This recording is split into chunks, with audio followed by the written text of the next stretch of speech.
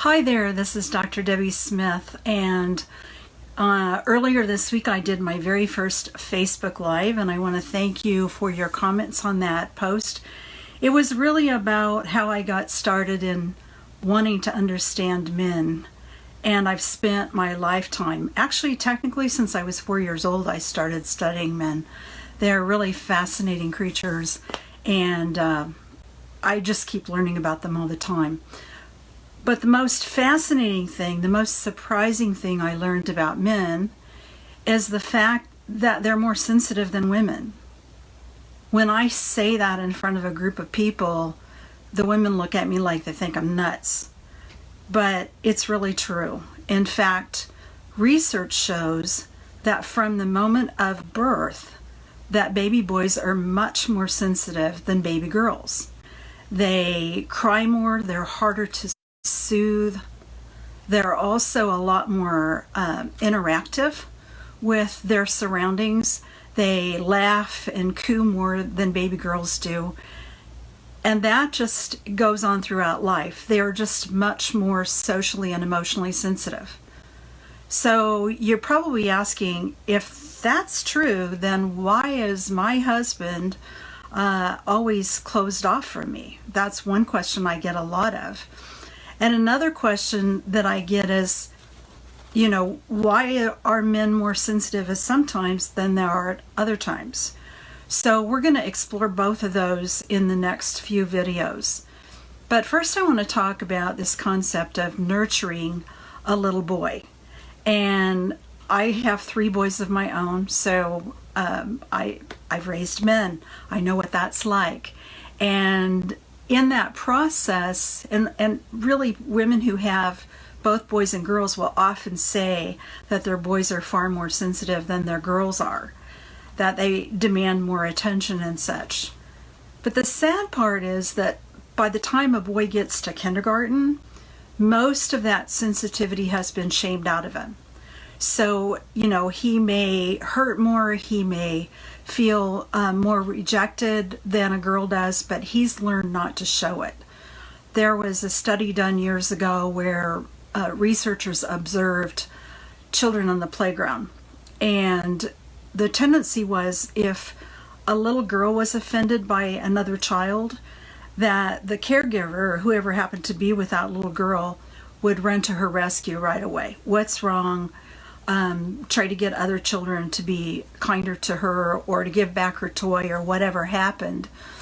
But if the child happened to be a little boy, the tendency for the caregiver was to actually pull back and wait and see what the boy did. And then if he did come to the caregiver to seek help, then oftentimes he would be met with the question, "What's wrong?" or "Why are you crying?" And then once he was able to justify his tears, he would then be told, "What are you going to do about it?" So basically that tenderness that boys are born with gets shamed out of them by a very early age.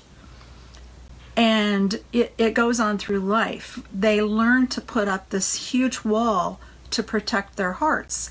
And so they pretend like it doesn't bother them, but it really does. Now, when I say that boys are more sensitive than girls, it's actually a different kind of sensitivity. Girls are much more prone to have their feelings hurt, as women are more prone to have their feelings hurt, whereas little boys are much more apt to be hurt by their sense of inadequacy, or "I'm not good enough, I'm not a real boy." Whereas men also will have that same sort of reaction, as they're more sensitive to things that are emasculating, that tend to imply that they're not real men. One of the worst things a woman can say to a man is, "You need to grow up." That is just incredibly emasculating, as are a bazillion other things that we tend to say to men that shame them. So I want to encourage you to actually look at what it is that you say and what your man, how he responds to you. And if it isn't a positive response, then more than likely you've done something that has hurt him or shamed him in some way. So we're going to talk a little bit more about how to get ourselves out of that. You know, one of the times that that they kind of can go back into that sense of vulnerability is when they're not feeling well.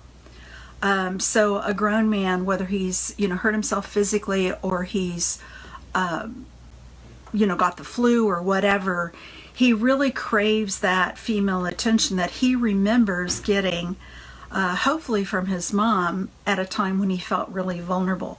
So some men can be a little bit more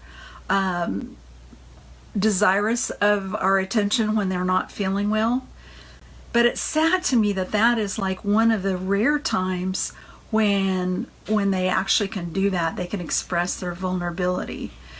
Because I don't know about y'all, but I doted on my boys when they were little. You know, that I hugged them, kissed them. I have a grandson who's 5. And he just loves to love, to hug, to kiss, to, you know, look into my eyes when I'm there visiting him. I don't get to see him that often, but he's just a real sweet little thing. But at some point in life, we actually stop nurturing the men in our lives, the boys. We start expecting them to grow up, and usually that happens by the time they enter kindergarten. So the fact that when a man doesn't feel well, you know, let's just take, for example, he's got the flu, and he really just wants somebody to just cater to him, you know, whereas on one hand, women, especially as mothers, learn to adapt around that, and we can kind of push through some pretty rough stuff. Not always, but we do it pretty well.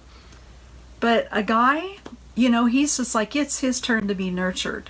You know, he spends all of his time trying to, you know, plow through tons and tons of stuff in life, trying to make a living, trying to keep going, and he doesn't take usually time for himself, but that's one time when he really likes to do that. So I hope that makes sense to you. I'm trying to do this as spontaneous as I can. I don't want to be, you know, canned about my responses and things. So I'm sure I'll get better as time goes on, just like we all do. But I really appreciate your comments and, you know, your questions. You can post them here on Facebook, or if you would like, you can send me an email. I'm also going to be revamping these videos, at least the ones that I like, and putting them on YouTube. So, you know, you might look for my YouTube channel to grow at some point. But anyway, it's been great talking to you tonight. I look forward to seeing you hopefully tomorrow if we don't have any more technical difficulties like we did yesterday. But take care, and we'll see you soon. Okay? Bye-bye.